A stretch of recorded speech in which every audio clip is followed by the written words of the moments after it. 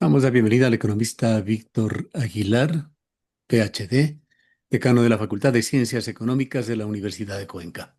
Economista Aguilar, la reciente eliminación del subsidio al diésel en Ecuador, que subió de 1,80 a $2,80 por galón la semana pasada, genera profundas connotaciones económicas, sociales, políticas que quisiera analizar, por lo menos algunas de ellas. Iniciemos preguntándole cuáles habrían sido las razones, los criterios técnicos y políticos que motivaron esta eliminación del subsidio al diésel. Muchas gracias, Gustavo. En realidad yo creo que es fácil aventurarse a decir que esto ya se sabía, que para al menos un grupo de personas que veníamos estudiando este asunto y dada la coyuntura y el contexto, no es ninguna sorpresa que se haya retirado este subsidio. Y es evidente, es más, yo creo que mucha gente eh, que no necesariamente tiene altísimos conocimientos de la coyuntura económica del Ecuador ya lo percibía, porque hubo señales. Puede usted, por ejemplo, observar el incremento en la venta de vehículos eléctricos comparado con el bajo incremento de vehículos a diésel. Y yo creo que la gente ya lo percibía, ya lo intuía y así mismo ocurrido. Respondiendo su pregunta puntualmente, Gustavo, yo creo que el gobierno está abocado a encontrar alivios financieros, alivios de recursos, porque es indudable que tomando en cuenta el 2026 y los pagos que tendrá que hacer por varios vencimientos de deuda, es indefectible para el gobierno conseguir recursos. Entonces, dado que hay un ahorro fiscal significativo, algunos expertos indican que inclusive esto podría llegar a aproximadamente 1.100 millones de dólares, que no es poco. También se podría conseguir mayor equidad porque los subsidios de los combustibles beneficiaban, yo diría, desproporcionalmente a la población. Y también se tiene que atacar, por un lado, el tema del contrabando. Yo creo que hay algunos beneficios y elementos técnicos que habrán motivado al gobierno, Pero pero con creo las que eso. compensaciones, ¿cuál sería el efecto real de la medida en cuanto a ahorro para el fisco? Yo creería que el ahorro debería estar alrededor de los 600 millones. No creo que sea, no sea más allá de eso. Pero claro, con sus otros componentes, quizás pensando en la plata pública, en el dinero de todo el país, el ahorro sea aún mayor. Pero fiscalmente será alrededor de los 600 millones, se dice que es la cantidad de dinero que estaba subsidiada. Pero insisto, hay beneficios como en el tema del contrabando. Lo que no tiene que dejarse de lado en la discusión es que sí se va a necesitar de alguna manera un espacio para la focalización, porque si bien es cierto la medida ataca esta desproporcionalidad en el subsidio, sí también es cierto que hay ciertos sectores de la compañía, de la economía que sin duda les va a pesar y les va a costar mucho el haber quitado el subsidio. ¿Cómo Entonces, se garantizaría que los recursos ofrecidos se destinen efectivamente a los programas sociales que ha ofrecido, se ha comprometido el gobierno? a ver, y yo creo que más que garantizar que vaya hacia los programas sociales es al menos mantener lo que se venía dando, porque yo creo que el principal fin, a lo mejor me equivoco, pero el principal fin es cumplir con condicionamientos del fondo y además tener recursos para cubrir los vencimientos de deuda que vienen en el 2026. Yo creo que ese fue el principal objetivo, tener el recurso suficiente como para hacer frente a eso. Recuerde que ha sido una historia frecuente en este país el tratar de conseguir financiamiento y tratar de conseguir recursos para seguir pagando la deuda que históricamente hemos venido llevando. Es simplemente tener una mejor condición de financiamiento aunque sigamos endeudados. Yo creo que para allá va el recurso, para cubrir esos vencimientos. No sé cuánto quede, cuánto sea el saldo después de aquello, si es que le alcanza, para poder colocar dinero en en los proyectos sociales. Yo dudo mucho que vayan para allá. ¿Por qué piensa usted no se optó por una focalización del subsidio o por una elevación escalonada que hubiese sido mucho más digerible para la población en lugar de su eliminación total? Porque yo creo que ahí hay al menos un par de elementos que son útiles considerar. El primero es que creo que tenía que hacerlo dentro de este año, porque tenía que estar de alguna manera en coherencia con la popularidad que aún mantiene en gran parte de la población. Entonces, se suele decir que cuando las medidas son urgentes, decisivas y complejas, es mejor hacerlo al inicio de un periodo gubernamental y no a mediados de él mismo o al final peor. Yo creo que ese es un elemento que hay que considerar. Y el otro es que, dada esta coyuntura, debe haber sido una exigencia que habrá sido puesta sobre la mesa con relativa urgencia por parte de los multilaterales. Entonces, creo que esos son los dos elementos claves de por qué ahora y por qué de esta forma, sin haberse dado el tiempo suficiente para un estudio más focalizado o hacerlo escalonadamente. Ahora, el gobierno ha tenido la habilidad, la coyuntura política le ha ayudado para que no se produzcan mayores exabruptos en el país, con muy fuertes medidas que ha tomado y que otros gobiernos no pudieron hacerlo. Pero da una sensación de que se va llenando el vaso, pues hay una certeza, y esto no solamente a nivel popular, a nivel técnico, los economistas más destacados del país coinciden en que esta medida ayudará algo, pero se deja esa impresión de que no hay medida posible que corrige el déficit fiscal, menos que ponga en realidad en orden las finanzas públicas. Y yo coincido con aquello. Es más, acabo de decirlo hace pocos minutos, que yo creo que el recurso ahorrado va a ir para cubrir financiamientos de años anteriores. Es decir, no va a promover que haya un alivio significativo notable en la parte fiscal. Simplemente es para cubrir una nueva eventualidad que va a ocurrir en el año 2026, una nueva necesidad para usar el término apropiado. Así que coincido en que no creo que haya un alivio, una mejora significativa en la parte fiscal, simplemente es cubrir una dificultad que es inminente. Ahora se presenta también una contradicción total con las promesas de campaña. ¿Qué recursos, qué argumentos piensa usted puede tener el gobierno para responder a las críticas y a las reacciones?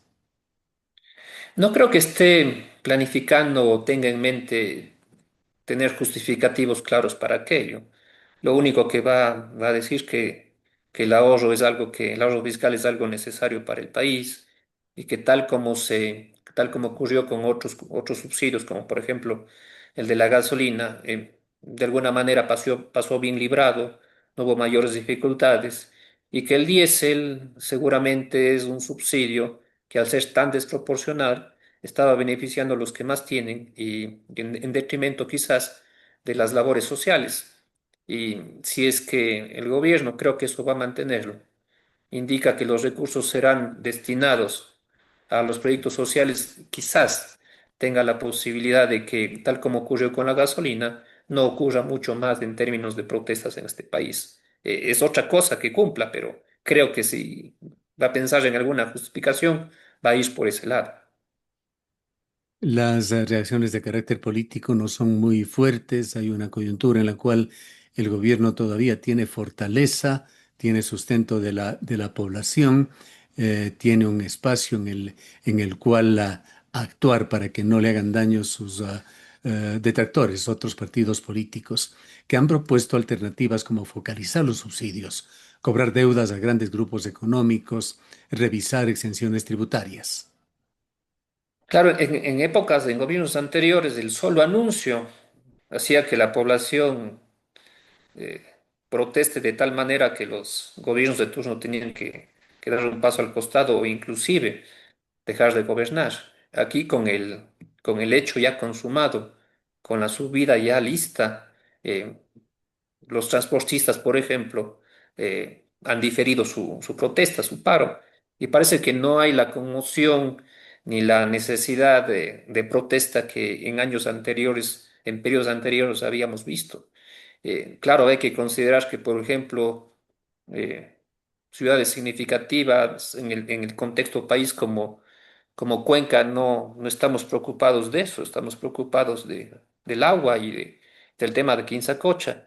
Y así lo mismo ocurre en otros sectores del país, quizás con otras realidades como la inseguridad en la costa. Yo creo que hay diferentes problemas que lo que han hecho es hacer que este tipo de dificultades, como un incremento súbito del diésel, pasen de alguna manera desapercibidos o, para ser más exactos, no le están dando la importancia que quizás se merece.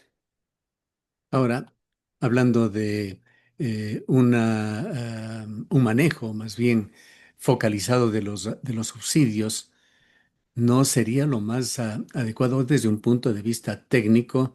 Me refiero pensar en focalizar de una manera efectiva el gas en el Ecuador.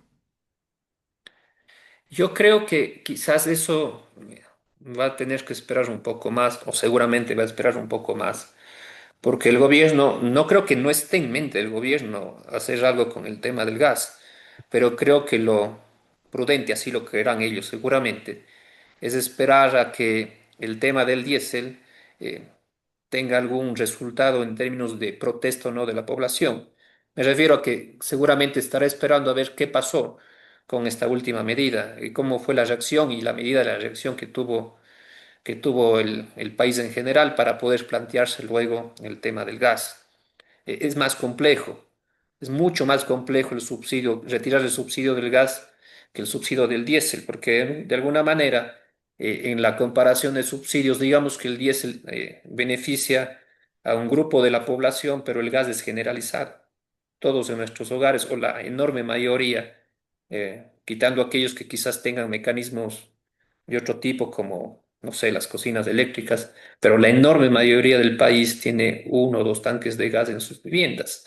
Así que es una medida mucho más compleja y en la medida en que requiere mucho más estudio, creo que no lo veremos muy pronto. Pero resulta realmente hasta ofensivo el aceptar de que en el país, en muchísimas piscinas, se use y en forma masiva el gas doméstico subsidiado. Sí, eso no está en discusión. Así como hay abusos con el uso del diésel, también hay abusos con el uso del gas doméstico. Entonces es seguro que es necesario retirar, al menos en esa población, que sí, es un abuso de parte de ellos, Es pero factible no creo que lo hagan. técnicamente una acción tan focalizada? Y yo creo que es factible, pero tan factible como compleja. Yo creo que es difícil porque esa focalización requiere de algún tipo de estudio muy a detalle, muy específico, y luego su implementación también tiene que ser compleja. Entonces, yo no sé si el gobierno tenga el tiempo, el espacio y los recursos para hacerlo como se debería hacer. Ahora, ¿cómo incide en la imagen de Ecuador ante multilaterales, bancos de inversión, veedurías financieras internacionales? Yo creo que la imagen que da para ese tipo de agentes es, no sé si el término sea exagerado, pero es, para ellos, a ellos les cae maravillosamente bien. Esa es una medida que seguramente ven con muy buenos ojos. Además, tengo la certeza de que el próximo dato del riesgo país, por ejemplo, vendrá con números reducidos. Habrá un decremento sin lugar a dudas, que es simplemente una medida del- de la bondad con la que vengo a medir así. Recuerde que ha sido de parte de los multilaterales y de otros agentes externos algo que siempre era sujeto de crítica en el país. ¿Cómo es posible que un país bajo estas condiciones mantenga aún estos subsidios? Pues ahora que se van perdiendo estos subsidios, estoy seguro que ven con muy buenos ojos. Y es esto, el cambio de imagen de Ecuador hacia sectores externos, me refiero, algo importante para la población ecuatoriana. Bueno, en la medida en que se saque provecho en términos de, por ejemplo, conseguir financiamientos más sencillos o permitir que la inversión extranjera directa, que es paupérrima en este país, tenga algún incremento que luego redunde en generación de empleo, en mejoras para la población. En la medida en que eso ocurra, sí, puede ser beneficiada la sociedad, pero como toda economía, siempre es un tema de comparación costo versus beneficio. Veamos el costo en la población de la eliminación de estos subsidios frente a esos beneficios. Aunque es un tema que entra más dentro de lo político que lo económico, ¿cómo ve usted el tema de movilizaciones, protestas, paralizaciones? ¿En qué medida habrá poder de convocatoria para marchas, asambleas permanentes o paralizaciones?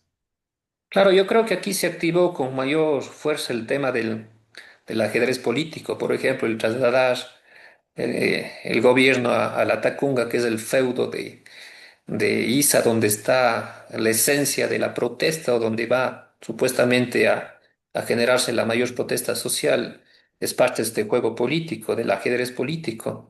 E inicialmente yo creería que es una medida bastante inteligente porque neutralizar esto en el propio campo puede ser algo que le permita al gobierno salir avante, salir adelante y minimizar la protesta de alguna manera.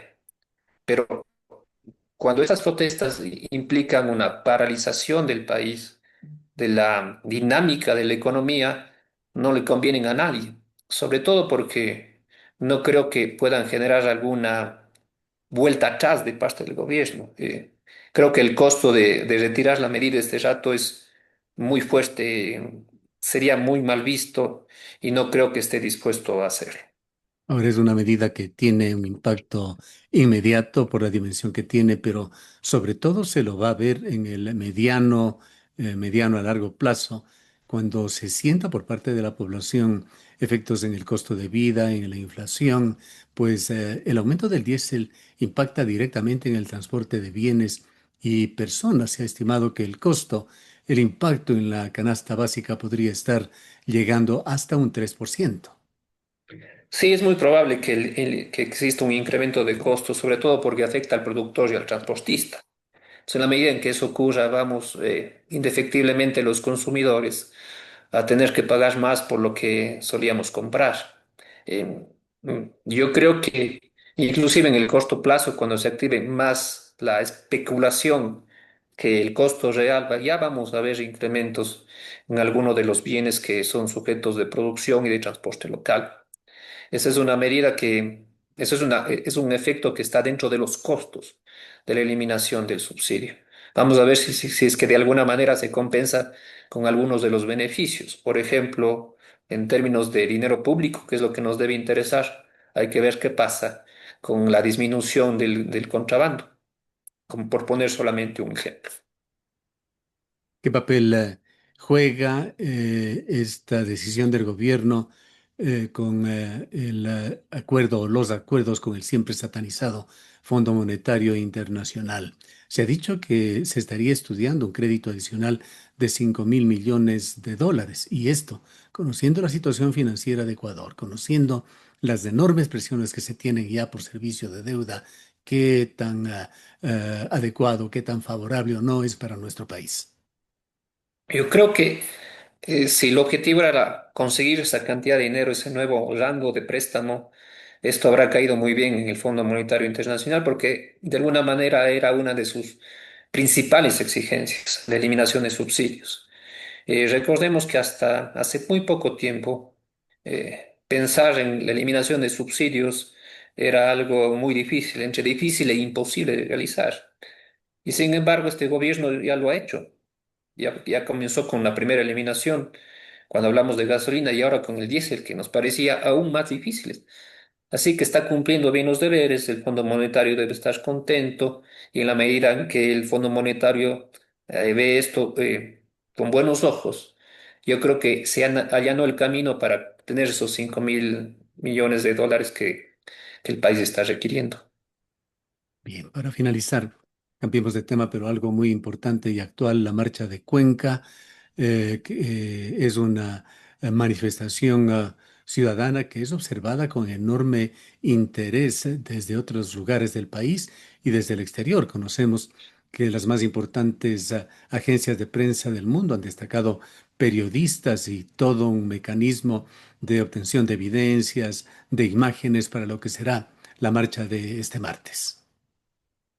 Yo creo que sí, porque una ciudad unida en una lucha así creo que trasciende las fronteras, por eso creo que ha tenido tanta repercusión internacionalmente. Eh, Salvo poquísimas excepciones de uno que otro trasnochado que no ve la necesidad de contar con el líquido vital para las futuras generaciones. Creo que esto ha demostrado la unión de Cuenca. Si bien es cierto, han habido algunas posiciones que quieren sacarle provecho a esto, buscando la forma de que algo que es una necesidad de ciudad sea politizada y salvando ese tipo de ejemplos que no son agradables.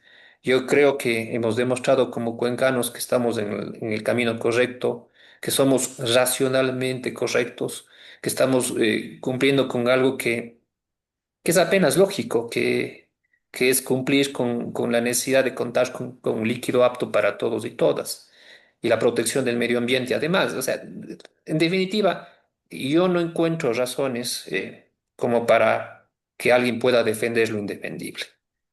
Por eso, por eso felicito esto que ha ocurrido en Cuenca. No debíamos esperar menos de los cuencanos, de la posición de instituciones como la Universidad de Cuenca, por ejemplo, al frente de esto. Entonces eso nos deja tranquilos y veremos qué posición tome el gobierno más allá de la, creo yo, inaceptable posición de lanzarle el muerto a las entidades locales. La Universidad de Cuenca se encuentra activa en este tema. Muy activa, muy activa. De hecho, mañana estaremos, yo creería que una enorme cantidad de la comunidad universitaria presente en la marcha. Estamos preparados para eso porque es algo en lo que siempre hemos creído. Esta es una universidad sostenible y la mejor forma de ser sostenible es ser coherente con todo el contexto. Bien, queremos agradecerle mucho por haber estado con nosotros. Con todo gusto, Gustavo. Gracias del economista Víctor Aguilar, decano de la Facultad de Ciencias Económicas de la Universidad de Cuenca.